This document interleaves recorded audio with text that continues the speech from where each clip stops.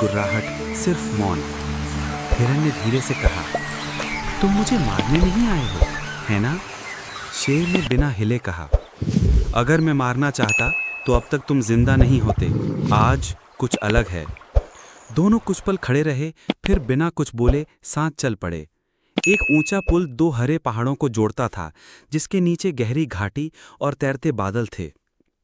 उस पुल पर दोनों की चाल एक थी, न तेज न धीमी, बस स्थिर। हिरन ने मुस्कुराकर कहा, शिकार और शिकारी साथ चल रहे हैं, क्या ये मुमकिन है? शेर ने धीरे से उत्तर दिया, शायद ये मुमकिन नहीं था, लेकिन अब है। शायद यही रास्ता है जहां हम दोनों को होना चाहिए। रास्ते में उन्हें खुला मैदान मिला, जहां घास पर ओस की बूंदें चमक रही थीं। वहीं बैठकर दोनों ने कुछ देर विश्राम किया। पास ही बहती नदी ने उन्हें कुछ याद दिलाया, जैसे कोई पुराना सपना। हिरन की आंखें बंद हुईं और वो एक बीते दिन में लौट गया। वो छोटा था, नदी में उछल रहा था। पास ही एक नन्हा शेर भी था, जो डर नहीं था, बस खेल था।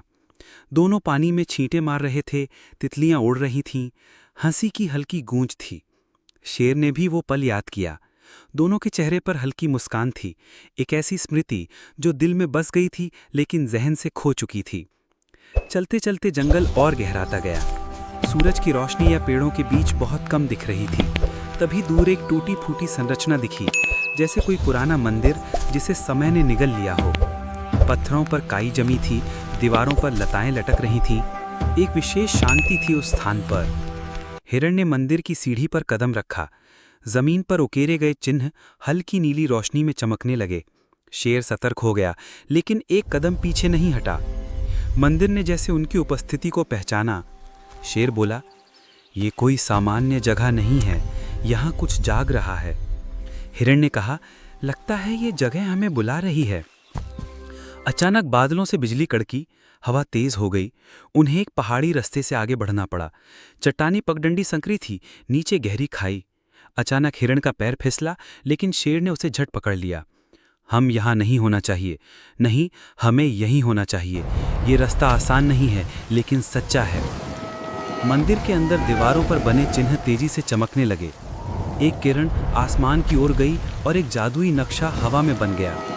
उसमें एक दूर चमकती हुई पर्वत की चोटी दिख रही थी। दोनों ने एक दूसरे की ओर देखा। उस रात उन्होंने मंदिर के भीतर विश्राम किया। चारों ओर ना कोई शब्द था, ना कोई भय। बस वो दो जीव थे जो अब सिर्फ शेर और हिरन नहीं थे। अब वो साथी थे, एक यात्रा के जो शरीर से परे आत्मा की ओर जा रही थी। सुबह की पहली रोशनी मंदिर की टूटी छतों से छनकर भीतर आ रही थी। चारों ओर एक शांति थी, ना कोई पक्षी, ना कोई हवा, बस एक रहस्यमय मौन। शेर और हिरन ने मंदिर के मध्य में बने उस जादुई नक्शे की ओर देखा, जिसमें एक चमकता हुआ पर्वत दिखाई दे रहा था। वही था उनका अगला रास्ता, आत्मा पर्वत। दोनों जंगल से बाहर निकले और ऊपर की ओर चढ़ने लगे। जैसे जैसे ऊंचाई बढ़ती, वातावरण बदलता गया। नीचे गहराई में जंगल और आगे नीले आसमान में बादलों से घिरा आत्मा पर्वत। अब रास्ता सीधा नहीं था, अब वो हवा में तैरते पत्थरों से बना एक जादुई सीढ़ी जैसा था जो बादलों के बीच खोती जा रही थी। हर कदम पर हवा भारी होती जा रही थी, लेकिन उनकी चाल में न थकावट थी न डर। हिरन ने कहा, क्या हम वहां पहुंच पाएंगे? शेर ने मुस्कुराकर कहा, हम पहले ही पहुंच गए हैं।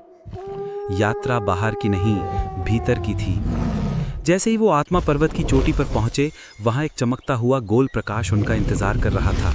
वो हवा में तैर रहा था, स्थिर, शुद्ध और मौन। जैसे ही दोनों पास गए, उस गोले में उनके प्रतिबिंब दिखने लगे। उनकी आंखों में बीते सारे सफर की कहानियां थीं, डर, विश्वास, संघर्ष और अपनापन। प्रकाश धीरे धीरे फूटने लगा। वो हजारों सुनहरे पत्तों में बदल गया और आकाश में उड़ने लगा। हवा में सुगंध फैली, जैसे प्रकृति ने सांस ली हो। जैसे ही वो नीचे लौटे, रास्ता वैसा नहीं था जैसे ऊपर चढ़ते समय था। जहां वो चलते, वहां पेड़ उगते, फूल खिलते, पक्षी चहचहाते। जंगल फिर से जाग उठा, जैसे उनकी यात्रा ने प्रकृति को फिर से जीवन दे दिया हो।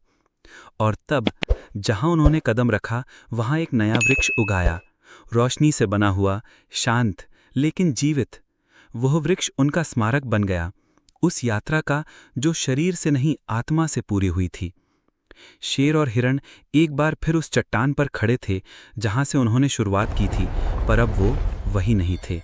अब वो शांति के दूत